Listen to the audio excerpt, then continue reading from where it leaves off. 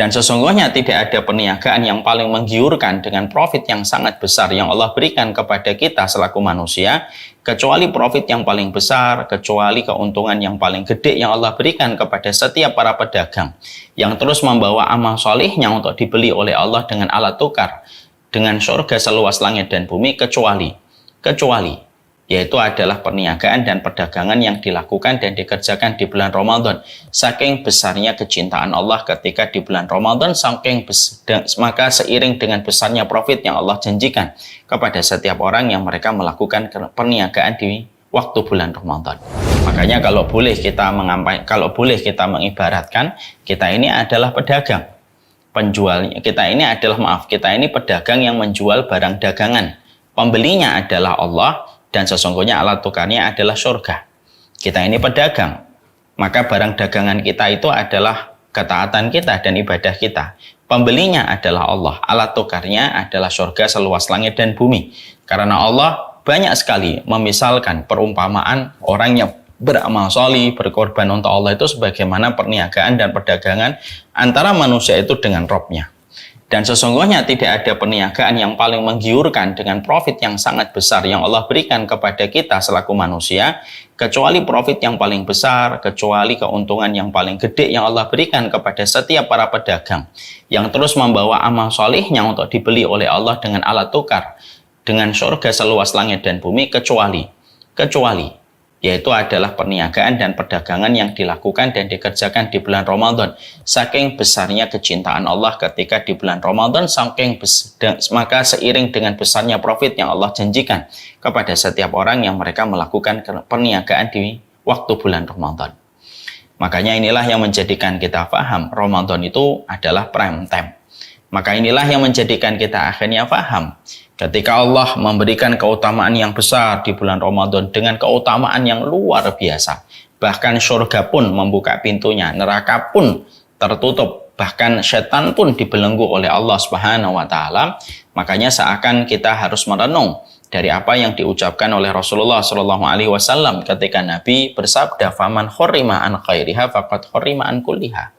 Siapapun yang diharamkan dari kebaikan Ramadan, seakan-akan mereka diharamkan dari seluruh kebaikan-kebaikan yang ada. Kalaulah mereka diharamkan kebaikan dari Ramadan. Penjelasan dan penjabarannya simpel.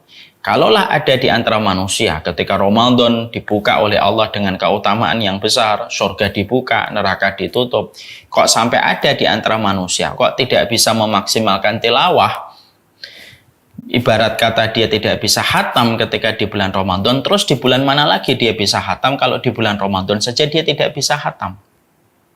Kalau ada manusia di bulan Ramadan tidak mampu merubah dirinya menjadi orang yang dermawan sebagaimana Nabi, angin sepoi-sepoi diibaratkan karena saking banyaknya kedermawanan yang terbentuk dari Nabi ketika Nabi itu di bulan Ramadan.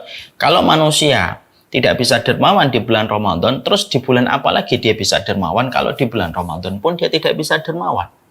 Kalau ada manusia yang mereka tidak bisa datang ke masjid untuk melaksanakan sholat, padahal ketika Ramadan nuansa surga begitu terasa pada kehidupan, neraka ditutup, setan dibelenggu, kok tetap tidak bisa datang ke masjid? Terus di bulan mana lagi kita bisa datang ke masjid? Kalau di bulan yang Allah memberikan seluruh komponen pendukung pun kita tidak bisa melakukan ketaatan itu. Ini yang menjadi sebuah renungan untuk kita. Ibarat kata dengan sebuah contoh yang simple, sebuah contoh yang sederhana. Kalau ada manusia di depan Ka'bah, ketika dia di depan Ka'bah, kok dia tidak mampu khusyuk di dalam sholatnya, padahal Ka'bah hanya berjarak 2 meter di hadapannya, kok dia tidak bisa khusyuk? Terus di mana lagi dia akan bisa khusyuk kalau di depan Ka'bah, yang itu merupakan bagian dari rumahnya Allah, kamu tidak bisa khusyuk, di mana lagi kamu akan bisa khusyuk? Dan itu menjadi perenungan untuk kita. Makanya inilah yang menjadi kekhawatiran kita.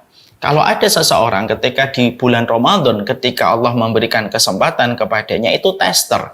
Siapapun yang mampu mengoptimalkan kebaikan pada waktu di bulan Ramadan, seakan-akan dia punya alasan untuk melakukan ketaatan itu di luar bulan Ramadan. Tapi siapapun yang mereka tidak mampu untuk mengoptimalkan ketaatan di bulan Ramadan, seakan-akan bisa diibaratkan. Walaupun ini bukan secara otomatis, tapi bisa dikhawatirkan. Kalau kamu tidak bisa optimal dengan ketaatan di bulan Ramadan, terus di bulan mana lagi kamu akan optimal dengan ketaatan? Kalau di bulan Ramadan saja kamu tidak optimal. Ini kan menjadi perenungan. Jadi Ramadan di satu sisi adalah madrasah besar, tapi Ramadan di satu sisi adalah tester untuk kehidupan setiap manusia. Dengan rangkaian ketaatan yang Allah berikan ketika kita menginjakkan kaki di sebuah bulan yang disebut dengan bulan Ramadan.